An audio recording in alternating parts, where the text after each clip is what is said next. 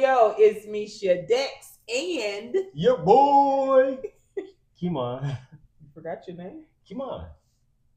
Oh. It's a beautiful name. We already starting off with some affirmations. What am I here for? Hey. Well, first off, how you doing? I'm gonna ask you this time because you always try to get me. Well, I mean, because you ain't got no manners. Tell me how you really feel.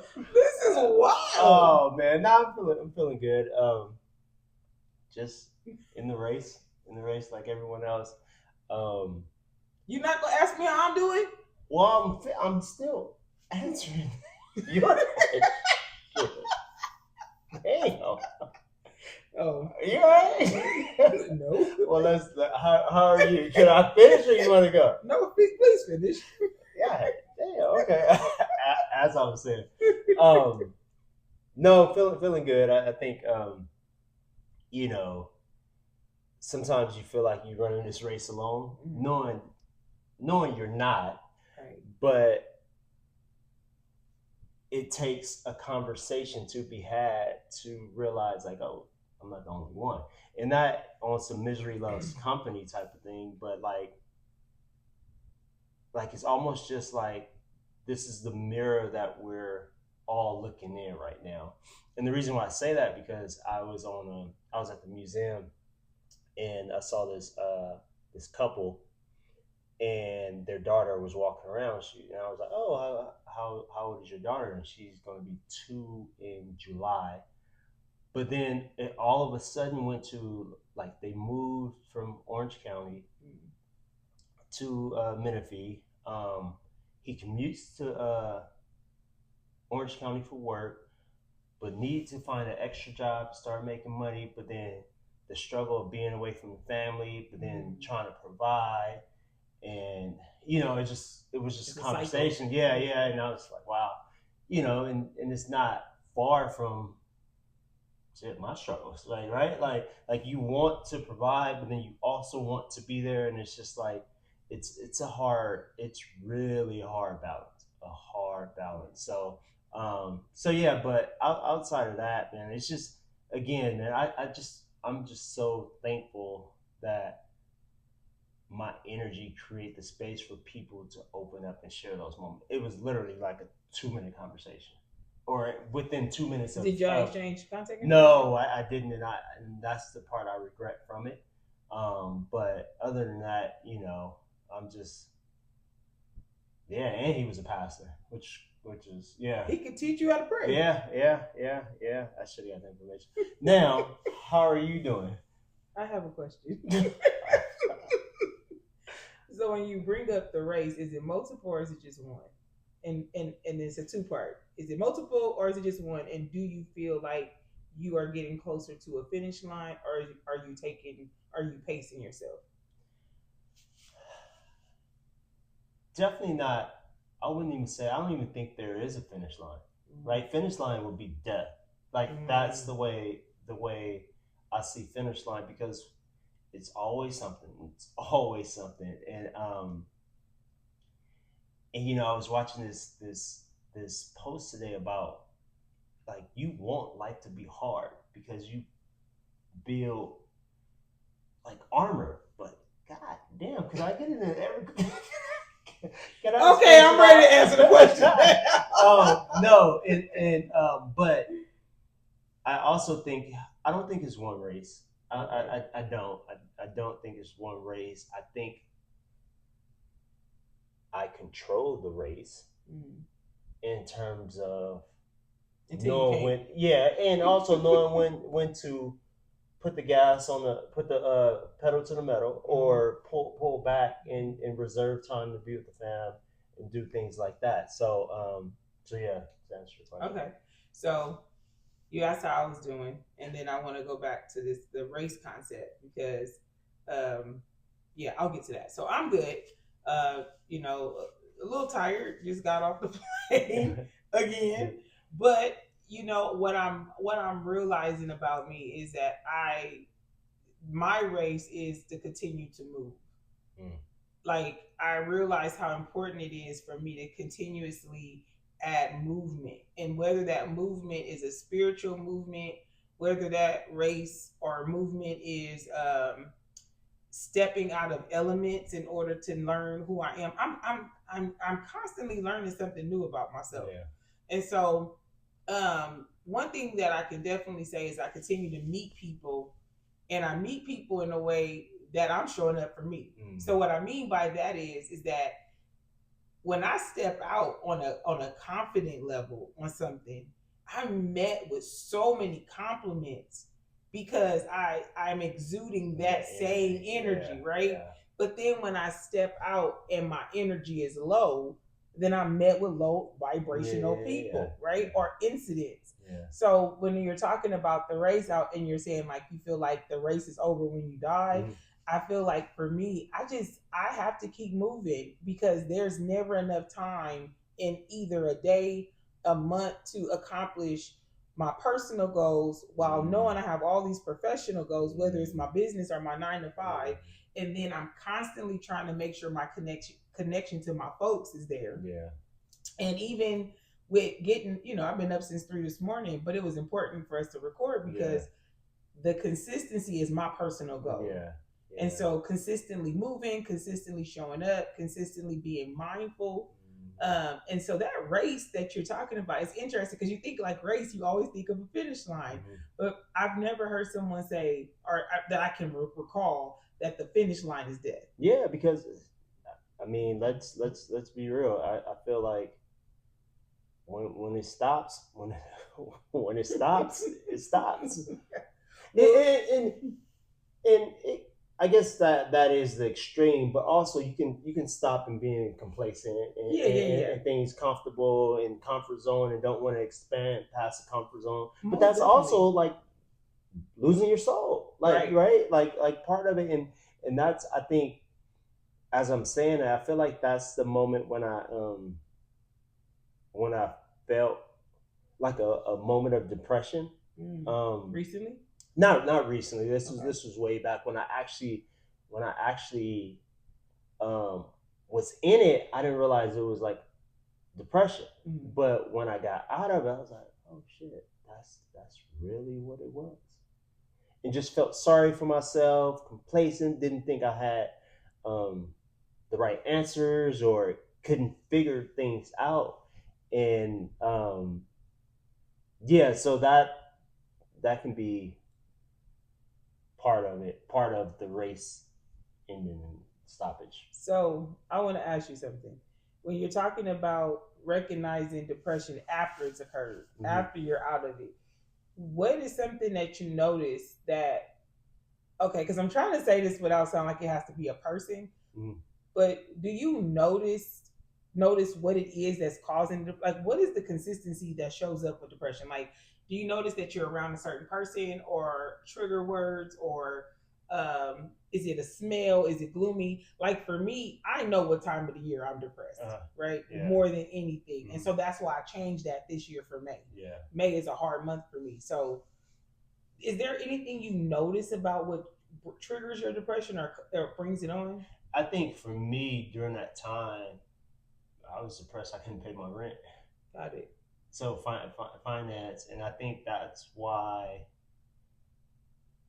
I moved the way I moved. And I mentioned in episode 1 of this season is that trying to get rid of the scarcity mindset, and I have, but I have to recognize where it came from. Like of course, obviously growing up, not having everything, but I had a lot, right? Like, but times were fucking easy back then. Like it was easier. Well, yeah, eggs didn't cost $10. Yeah, but but even during this time of depression, it was just like I couldn't pay my rent. So grateful for the tribe that I actually called to borrow money. And you didn't call me. I didn't call you. But they looked out, and what's crazy is that's kind of what triggered me to go back to school for my master's. Was just like, okay, I paid rent. Okay, if I start class now, then financial aid to kick in, so I'll be good for the following month. Mm. And obviously I finished the race, but it was more so like, be strategic in how this is working, because it wasn't like I was applying for jobs and this, that, and the third. It just was out of my control. And you went through a real adult obstacle. Like now I'm looking at like, is it really a race or obstacle courses, right? Because there is an ending at some Yeah. point, but then a new obstacle occurs. And so you said something earlier about just growing up without having. I feel like we tried to have this conversation before where it was like a lot of the things that people compliment about us is related to our trauma. Like I have all these sneakers, you have all these sneakers, and the reason we have them is because we could not access them at a young age, and then we got older, and then we took that on. And outside of sneakers, it makes me wonder how many other things have we start to Connect or yeah, because it's related, and we tapped on it before, like when you said your grandmother thought that women that wear red lipstick was a whore, right? And then Wanda was like, you can't go outside without your earrings on your ears. So then I would tell my friends, you going outside without your earrings? Like her rule of engagement was, universal, and it wasn't. So it makes me wonder about some of the way that we are, like the way we snap, the way we show up, the way we back up. I wonder how much of that is related to the things that we were denied. Whether it's because I've noticed that people that have like control issues are people that had been controlled their entire life. They couldn't wait to be somebody's boss. And I don't know. I don't know the answer to that. I think, but I also know the answer to that, right? like I was in a scarcity mindset because I felt what that shit felt like, and it did not feel good. And that's why I tell folks like like when we talked about like our friends talking about how they didn't want to explore therapy and things of that nature, and it's just like, if it feels horrible where you at right in the moment without no help, what the worst that can happen is you go back and feel the same exact way. But I do want to tap on this. Some people don't know how to function in their healed space because they haven't experienced it long enough. I know for a fact. What does it mean to be healed? I'm gonna get there. Okay. Because it's the way you feel. Okay. It's just like you can have a scab on your knee and it can heal and it can leave this dark mark forever. Your knees ain't that ashy. They ain't that ashy. No. But even though the scab is gone and leaves that dark mark, it doesn't mean that it's not healed. It's something to remind you of it, but it's no longer in a state of like where you get water on it, where it stains. Right. And it's least likely to be infected at this point.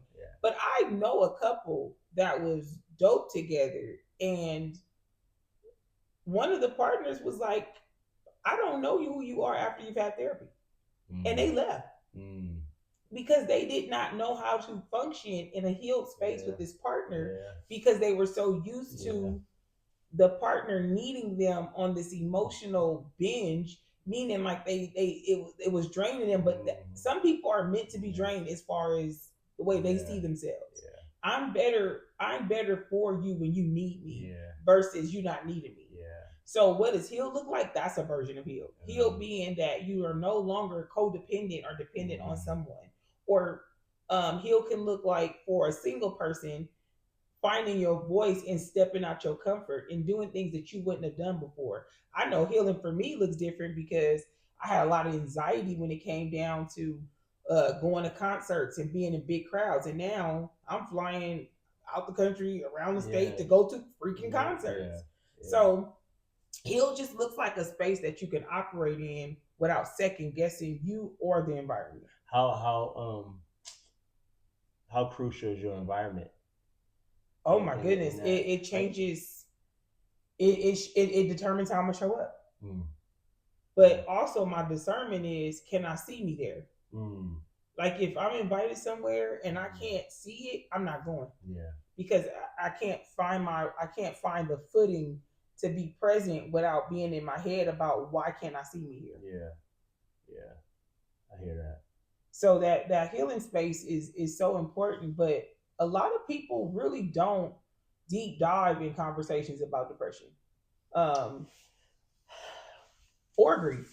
No, not at all. And I feel like part of it is that most folks feel like they don't want to bring the next person down, or they don't want to be the negative room and energy, or But do you think they are missing opportunities to oh, connect? definitely, Okay, okay. definitely. And I like what you said um, on the previous episode when you talked about like I can no longer be embarrassed for someone else's decision, right? Like that.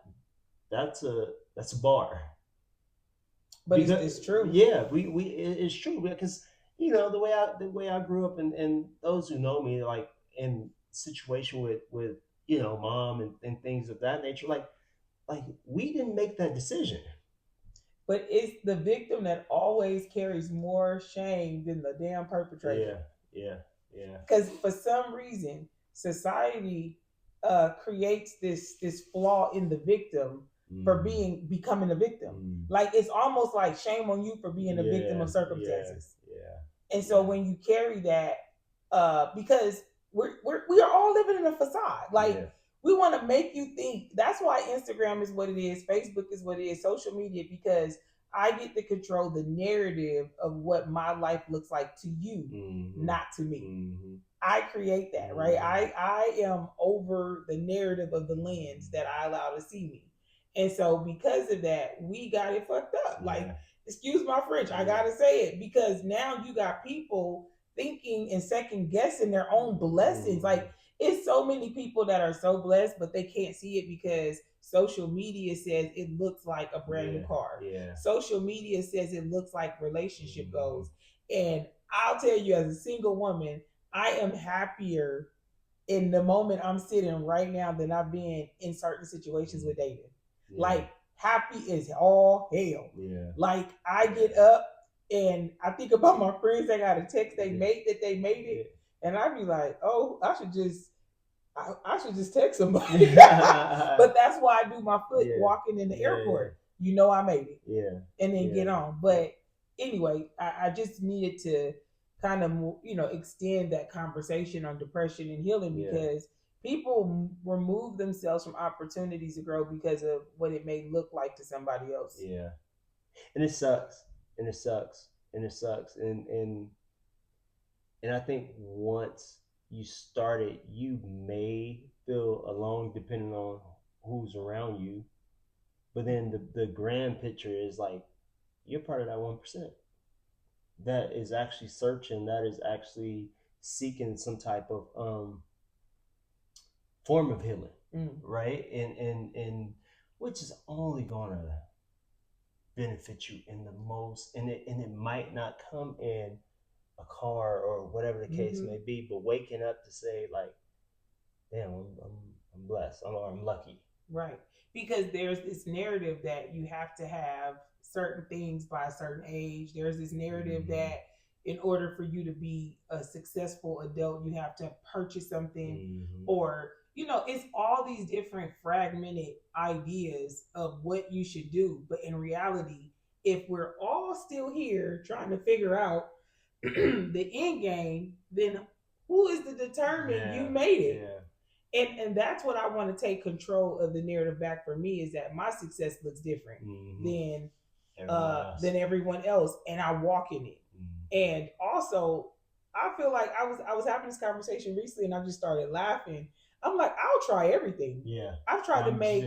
I tried to make ugly Christmas sweaters. Yeah. I mean, I'm trying this podcast thing. I've been hit up like a lot lately about doing get ready with me videos. And I'm like, oh, I don't know about that. Yeah, that would be fired. I am like, that is so different for me. No, and I think you just touched on some key points because we connect, we relate success to a tangible, and tangibles come and go. And tangibles be the one that gets you hurt. And tangibles fucking wear out. Because you want these fresh white kicks and you wear them 3 times and they dirty shit. You don't even wear them. I don't even wear white kicks. But anywho, it's one of the things where, because we talk about like the famous folks, right? We know some famous folks, obviously based on what has been put on social media, has been in the worst situations. But now we thinking money's going is the rule of everything. Now we see Right. that that's not it. It's not, because you can have all of it and not be healed. Healed is the recipe.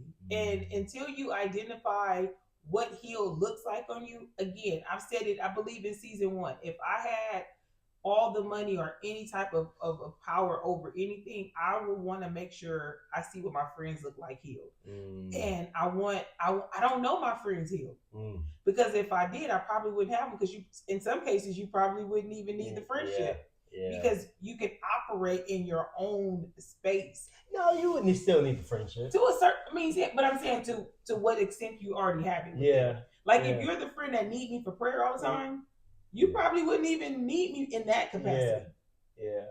But again, though, it sounded like you're saying a healed person doesn't need anyone, or no, I'm saying as far as that particular piece of it. Okay. Like, because if I'm healed, I still want you to pray for me. Right.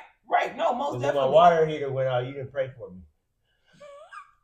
I was about to say something, but I'm gonna let you make it, because I don't want you to be unhealed when I say it. No, what I'm saying is, it's not that it changes the formation of the friendship. I'm no longer your prayer friend, right? Because let's be honest, as humans, once you achieve what you want, you start shifting off to the side, because and I don't even think you think about it. Yeah. Like, there's so many friends that I was cool with because of either who they were dating and who I was dating. But when that dating stopped, there was nothing else to catch on to.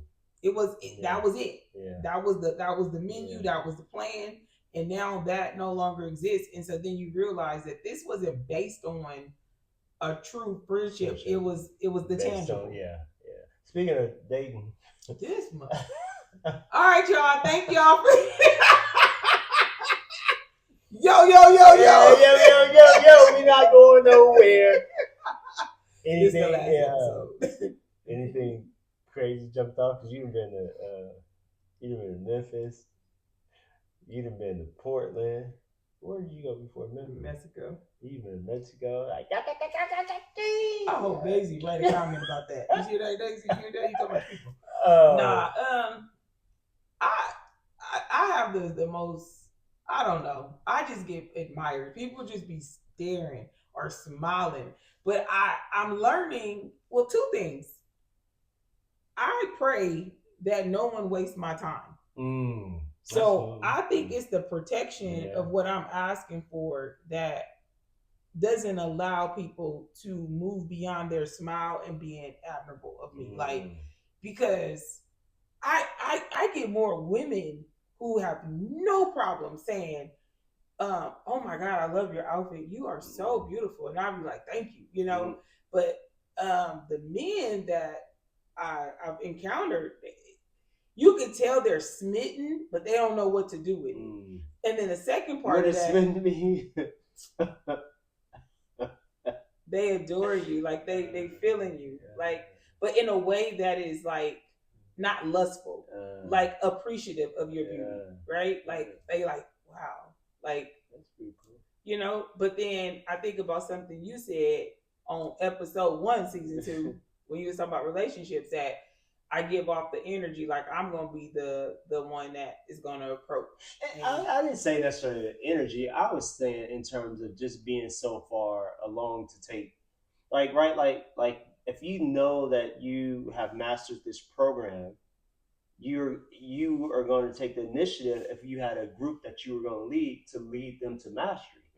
So when we talk about relationships, you are walking in a healed version of yourself. So then that confidence that you exude, that you spoke about earlier, that leads into, hey, yo, let's blah, blah, blah, blah, blah. Well, and I know that obviously we want to have it where the traditional way, you know, or what we perceive as traditional. Because I'm trying not to be a contradiction either, right? Where I'm doing this out of the box, like lifestyle, right?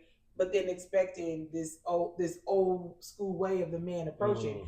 I also feel like depending on the setting and how conversation is conjured up will determine if I will make the move to be like, yo, we should stay in touch. Right?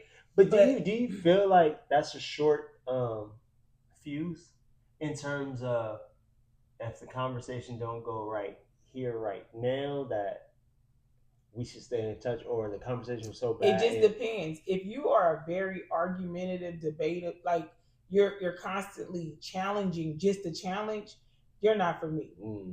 Because so you want somebody to just lay down? No, dang, lay down. That sounds such. Oh my god, let me clench my pearls.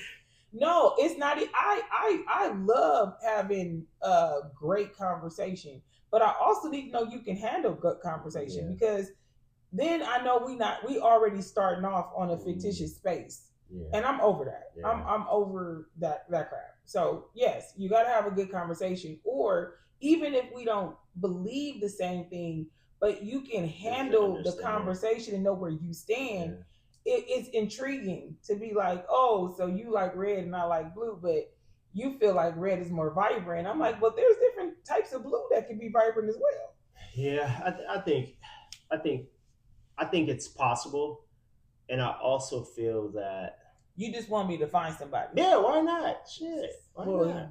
Why not?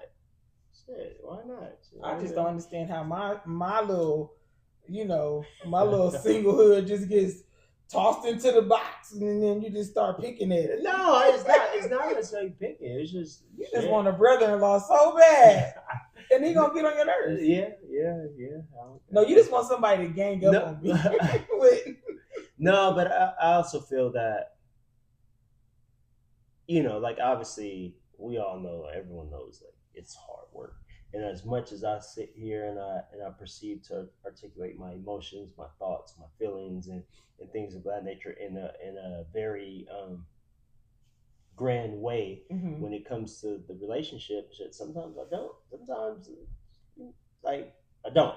Like right. And so, so when we talked about, I think you mentioned the traditional way, or what's been perceived as traditional way. I feel like that is so important to recognize that one, that might not be the case anymore. Then two, that promotes or shifts to someone seeking the understanding of one's love language, because I don't think that was a conversation back then. Like I don't know, I can't give you the stats and say that I. Well, you can tell by the way people operated. Like you've seen enough relationships that were more codependent. So there's a study, and I swear I'm not making this up, that I recently seen and had conversations about, and they said the study says there has been an increase in hobo sexuality. Hobo meaning people who are with people to have a place to live. There are so many people, men and women, in the relationship for the resource of the other one. I got y'all kids for that. And I ain't even gotta sleep with them or feed them.